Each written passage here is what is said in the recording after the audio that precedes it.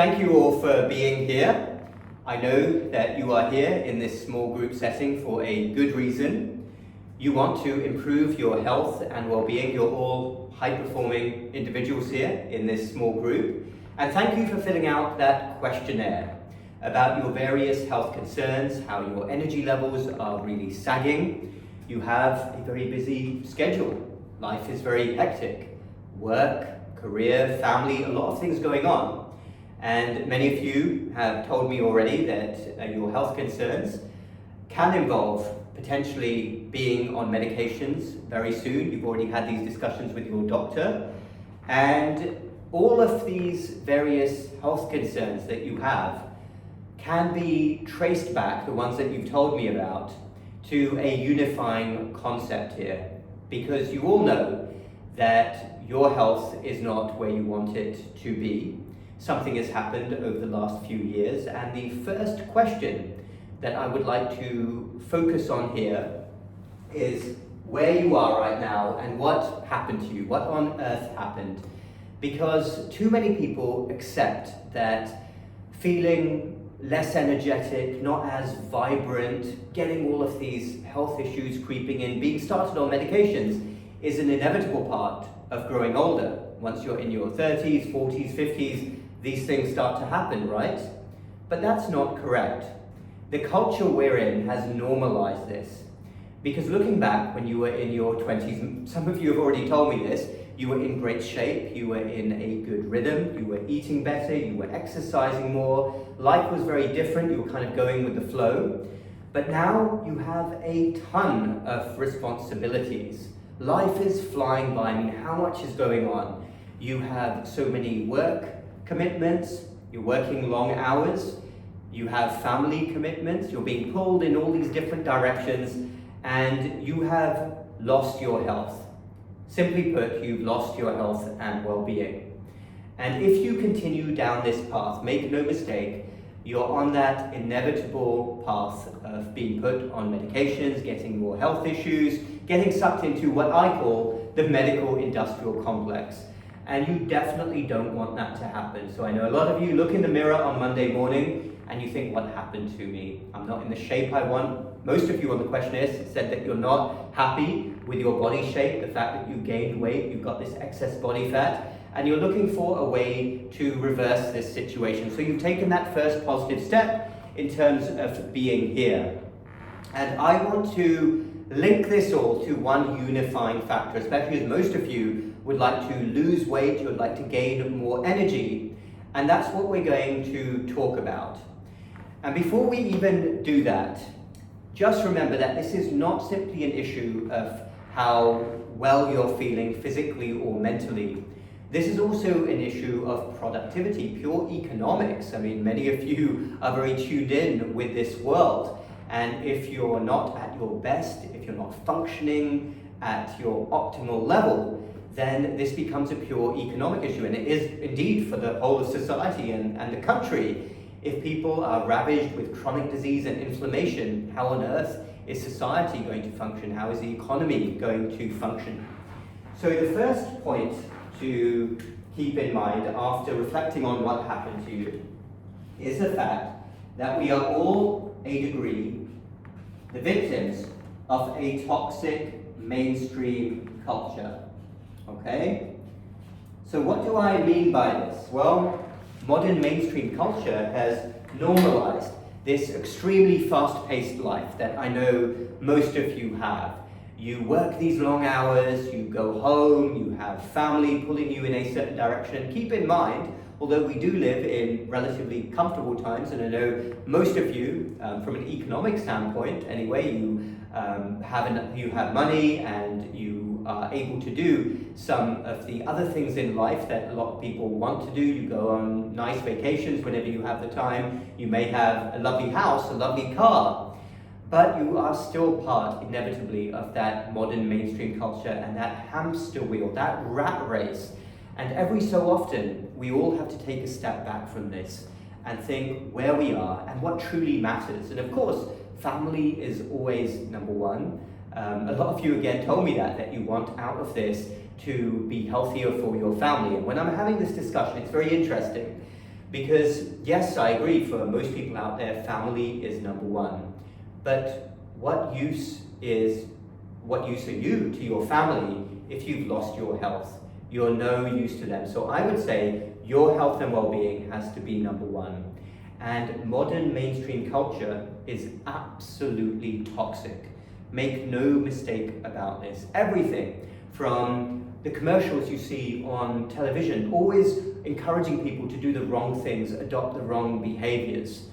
Newspapers, social media, what to say about that? You're all on social media, and the algorithms are deliberately designed to press our buttons, okay? You will see something and the algorithm will know if you are engaging with it, and it's always bad stuff. It's always this negative stuff that is going to work you up, make you feel anxious, and then lead to health consequences. So please remember that we're coming from a point where you are surrounded by all of the wrong influences taking you in the wrong direction. I'm not saying you completely pull yourself away and go into the woods or something and live an isolated life. That's not what I'm saying. But you have to recognize that everything now is set up to make you sick. And it is a constant battle to stay away from that, to resist all of these forces, whether it's just the hamster wheel culture, whether it's what you're seeing on social media. It does take effort, but the effort is well worth it. Is this resonating with you so far? Yeah. Good, good. Okay, I thought it would. And now we're going to get onto some science, because everything we're going to talk about from here is going to be based on this science and an approach to reversing the situation and feeling better. So, this might be a concept that you've heard of before, and I'm going to hit you with a medical term here. Insulin resistance. Insulin resistance. What on earth is insulin resistance, and what does this have to do with what we're talking about? Well, insulin resistance is the true pandemic of our time. Most people are ravaged with insulin resistance.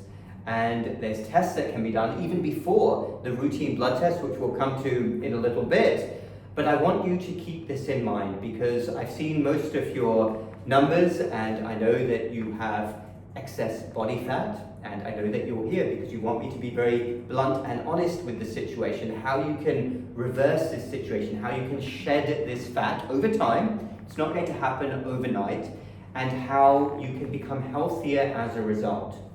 Because this concept of insulin resistance is going to be the basis of your journey to health and well-being.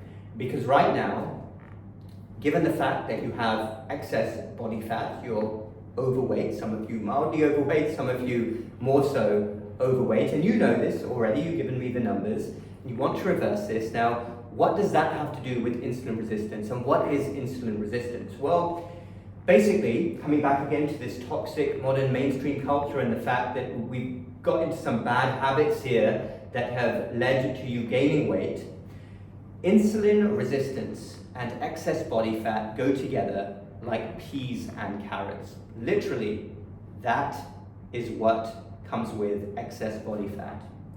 And insulin resistance is an absolutely devastating state to be in. Because even before it shows up on certain blood tests, it is devastating your physical and mental health.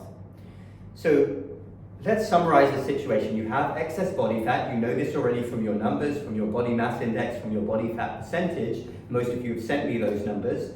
And think about this. When you have excess body fat, what happens in that type of cellular environment? If you can picture this, I know a couple of you have a science background. All of that inflammation that is occurring is going to lead to cellular dysfunction, dysfunction of your mitochondria, which are the little structures, crucial energy-producing structures in your cells. And that state of inflammation is going to lead to all sorts of consequences. But going hand in hand with that development of excess body fat is insulin resistance. You may have heard of insulin in the context of maybe you know people with type 2 diabetes who are on insulin. But insulin is a crucial hormone indeed for all of us. It's secreted by the pancreas. So when you consume food, you will have an insulin spike. Certain foods spike insulin more so than others, like carbohydrates and sugars will do so. Proteins much less, fats do it much less as well. And because of the environment we're in, we're going to talk about diet in a moment, you are having, or you have had, constant insulin spikes during the day. And like with anything, if you have too much of it, eventually there is a state of resistance that develops. So you have these constant insulin spikes because predominantly of the food you're eating, there are other factors as well, but mainly your diet, and eventually you become insulin resistant. And the problem with that is it makes your body want to produce more and more insulin. And insulin is your fat storage anabolic hormone. So when you're having these constant insulin spikes, what happens? Your body, your cells store more fat, you gain excess body fat, and this is a vicious circle then of more and more insulin resistance. Eventually it shows up on the blood tests, and then you develop all the health problems because this is a pro-inflammatory state, and it is associated with any number of illnesses. Type 2 diabetes, the obvious one. It's also associated with heart disease, with autoimmune diseases, now even kids. Maybe some of you have teenagers. The statistics are horrendous on how many teenagers now have insulin resistance, but the vast majority of adults in this country are insulin resistant, and it's a vicious circle and it leads to a lot of diseases. So as we go on this journey of holistic fat loss and insulin resistance reversal, you will keep in mind that everything you do every single day is based on trying to keep your natural insulin levels as low as possible. When you do that, you will have an amazing health reversal. Chronic disease risk will go down, and there is also an enormous association with mental health. I've worked with people before, I've coached them, who have had significant improvements in a short amount of time, only a few weeks, in their mental health, because all that inflammation is also affecting the brain. So when you lower your natural insulin levels, there is a profound effect on your mental health. People tell me they have more energy levels, they're thinking more clearly, they're more productive, and I know that's a big thing for you. So that is the first concept that you're going to keep in mind, that this journey of holistic fat loss and all of the resulting effects of improved energy levels, lowered disease risk, also goes with improved mental health. So that makes sense to you so far? It's not too complicated. Okay, good. And we'll dive in more into it. I know we've got a lot more time together. So let's talk now about natural reversal of this process. Because thankfully our bodies are very resilient, and our bodies don't want to be insulin resistant. And our cells are yearning for the right physiological environment. And as I touched upon, the basis of this is what I call the low insulin anti-inflammatory diet, which we'll talk a lot more about. And that particular fundamental is going to lead very quickly, within a few weeks, to fat loss and reversal of your insulin resistance and feeling a lot better. And a lot of people that I've worked with have been tracking this with their blood tests, and then they go back and their doctors are really shocked. After only a few weeks, they've had improvement in their glucose levels, they've had improvement in their cholesterol levels, even their other parameters like blood pressure. This is a very important point to keep in mind, that in most people, the vast majority of people under a certain age, under the age of 65, 70, insulin resistance is the key reason why people have high blood pressure and high cholesterol. So reverse insulin resistance and you don't need those medications. And modern day medicine is all about band-aids. These medications that we prescribe, whether they're a blood pressure pill or a statin medication, they're merely a band-aid. And don't get me started on semaglutide. One of you mentioned this earlier. Ozempic, the medication which is now being dished out like candy. Of course, if you essentially paralyze the stomach, you're going to stop all of that calorie intake. But most people, as soon as they stop these medications, they regain the weight. And that's for a reason. It is because they haven't addressed the root cause issue. So if we think about it like this, your body has an abnormal physiological process kick in. You have all this inflammation, say here, and then down the line, you have the abnormal blood test. And the medication is basically working on something like the abnormal blood test, and that would be in the case of a statin. Or if we're talking about something like a fat loss injection, it's simply addressing a very short-term issue and not the root cause problem, which is, of course, the toxic food environment, food addictions, being attracted to the wrong types of foods, being in the wrong habits.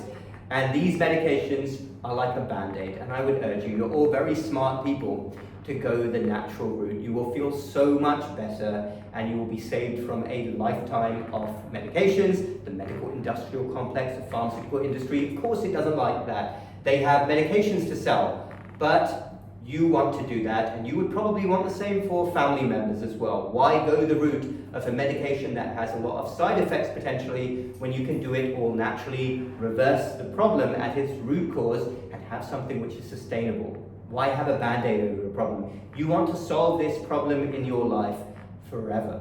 That's why you're here. You're all very smart people, and this is how you're going to do this, by really focusing on natural reversal.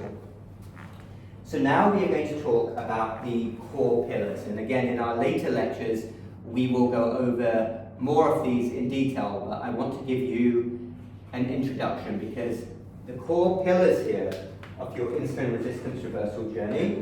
Well, firstly, of course, diet. We're going to focus on intake, every single meal. What you eat, you have to be more mindful of it. And the anti-inflammatory low insulin diet is basically a diet which involves optimizing protein intake as much as possible. You want to optimize antioxidants, which are the excellent substances which help to neutralize free radicals, suppress inflammation. You want to also be mindful of the other macronutrients. Fats, I actually think fats are great, natural fats, as long as you're, again, careful with the calorie intake. Anything natural, anything from God, whatever you believe in, is good. So that's the first thing to keep in mind. Natural food is good. This artificial, fake, what I call Franken food is what you want to avoid. And the official statistics are absolutely terrible on this. Over 60 to 70% of all calorie intake in this country is now from processed foods. We did talk a little bit before about what processed foods are. Most of you are clued in. So they're food which is in a package where you read the ingredient labels and they're just horrific. 10, 20 ingredients, you don't recognize most of them. Sugars, seed oils, other pro-inflammatory ingredients. You're going to avoid them and you're going to ideally cook from scratch. Many of you over the years, you already told me, have got addicted to convenience foods. You're on the go. Be mindful of where you eat out. I know realistically during your long work days, it might not be possible to always bring in food from home, but be more mindful. The more natural, the more fresh you can get, minus those processed ingredients, the better. So main hallmark then of processed foods, sugars, seed oils, and other preservatives and additives. Think very carefully about hydration. Drink enough water every day. Okay, that's something that a lot of people don't do enough of.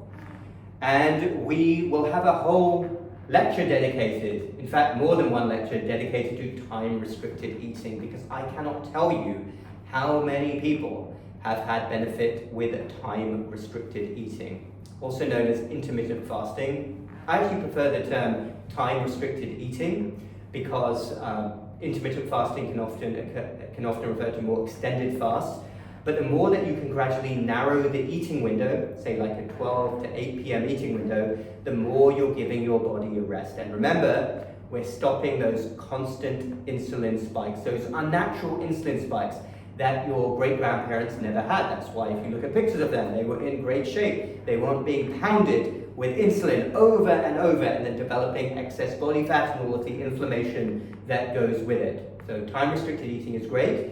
And the calorie model, I did receive a couple of questions. There's a saying now that the calorie model is broken. I think it is to an extent because there's so many fake Franken foods out there. But at the end of the day, there is a law of thermodynamics.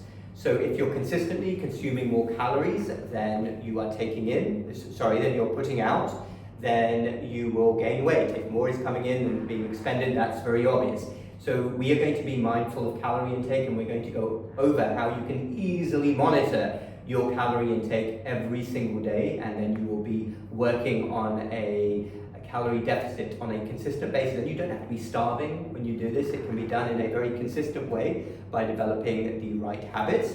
We're also going to talk about the optimal supplements on this journey so that you can maintain very good metabolic and immune health. That's important. You won't get very far if you're not having the right supplementation as you go on this journey. The next key pillar to focus, well, before I carry on, making sense so far? We're going to go into more detail. Yeah. All good? Yeah? Okay, good. All right. Exercise, obviously, this is key. Now, I used to actually be off the mindset a few years ago that any weight loss journey was 50-50 diet and exercise. But I no longer believe that. I believe weight loss is 70 to 80% your diet and the rest is exercise. Exercise is super important. There are other physiological benefits of exercise. All of you are going to become familiar with my 1 hour a day rule, and we are going to really focus on muscle strengthening. Cardio is good. I know that you're all capable of some gym work, and we're going to go over some great exercise routines, mixing up upper with lower body. We will get in some core exercises as well, and we will do at least an hour a day. We'll get into the habit of that, and I'll be sharing with you some workout plans. But I'm a huge fan of muscle strengthening. I know the traditional thought is that cardio is great for burning calories. Yes, it is. But muscle strengthening, especially over the age of 40, is fantastic. Comes with other benefits in terms of improving insulin sensitivity. So I'm going to write down here these pillars because we're going to come back to them in more detail. So diet, exercise, predominantly muscle strengthening. And next I'd like to think about stress, because this is something else which is absolutely ubiquitous right now. You've already told me this, how stressed you are with all of your various responsibilities. And of course this is easier said than done, addressing various areas of stress in your life, but this is something that has to be made a priority, because if your cortisol and adrenaline levels are persistently elevated, that will wreak havoc on your weight loss efforts. Absolutely will. Cortisol is not good. The fight or flight reaction is a very good thing for most animals in nature. It serves a purpose. You can flee from any immediate danger, but the problem nowadays is because of these constant stresses, running around with your work commitments, your life goals, your family issues going on, people are in a state of chronic stress, and we will really dive into how you can manage that stress on a daily basis, how you can identify it first and foremost, how you can take a step back, recognize what you can and can't control. I'm a huge fan of Stoicism, and we'll be going over some basics of that, because I really do believe Stoicism, a philosophy, remember Stoicism is not a religion, it's a philosophy. I do believe it can help a lot of people in terms of managing everyday stresses and recognizing the crazy ways of the world and how only you are in charge of your own responses. We're going to bring down those cortisol and adrenaline levels. We're going to identify what works for each one of you, because this is very individual. What works for me to relieve stress is not going to necessarily be the same as what works for you. So keep that in mind. The next pillar here, I know already a lot of you are not getting enough sleep. Sleep is a fundamental part of this holistic journey. Studies show that ideal sleep for most people, somewhere between 6.5 to 8.5 hours. I mean, how many people get 8.5 hours sleep every night? Busy people really can't do that, but you definitely can't be getting consistently less than 4 hours sleep. I spoke to one of you already who said that that's the case. So really focus on sleep. We'll talk about getting into some good sleep habits, pre-sleep, how you have a restful sleep, you want a cool room, other things you can do to ensure consistent, adequate sleep, because without sleep, your body is not going to be able to rejuvenate and replenish itself, and your weight loss will be very difficult. There have been studies done that have shown that people who work, for instance, night shifts just find it incredibly difficult, even if they're doing everything else right, find it very difficult to holistically lose body fat and reverse their insulin resistance journey. So I don't think any of you have officially been diagnosed with type 2 diabetes. I know some of you have pre-diabetes, but these rules even apply to reversing type 2 diabetes. I've worked with lots of people who have done that. So this journey that we're going to be on here is all about transformation. And it is about habit change as much as anything else. Because, yes, I can give you all of the information, and I'm going to give you some motivation and keep working with you as well to give you more and more advice on how you can go about this journey over the next few weeks. But this is a transformation. There are some key aspects of our everyday lives and habits that we're going to need to change, because what is any of us but a collection of habits? That's all we are, a collection of habits and behaviors. Absolutely, that's what we are. You got that? Resonating? Yeah? Yeah, okay, good. Yeah. What is it? Habits, right? That's all you are, a collection of habits. Each one of us can change habits, and the great thing about the human body is, and the brain indeed, we can all change. We can be a completely different person in 1 month to what we were before. Do not underestimate your ability to change. You're all high performers. You've got yourself in this situation in life where you're not happy with your health, your energy levels are sagging, you're getting these chronic diseases and inflammation creeping in. You can be in a very different place in only a few weeks. What this is about is understanding firstly the information, but as much as that, because you're all smart, you can all learn things, is the habit change. And what micro habits and micro decisions can you make on an everyday basis to rewire your brain, kind of like rewiring your neuroscience, so that you are a whole new person? Because what's the statistic? It takes only, several weeks or so before you keep doing something and then it becomes a normal habit for you. So this is going to be a journey of transformation. Okay, everyone, let's take a break now and we will come back in a little bit.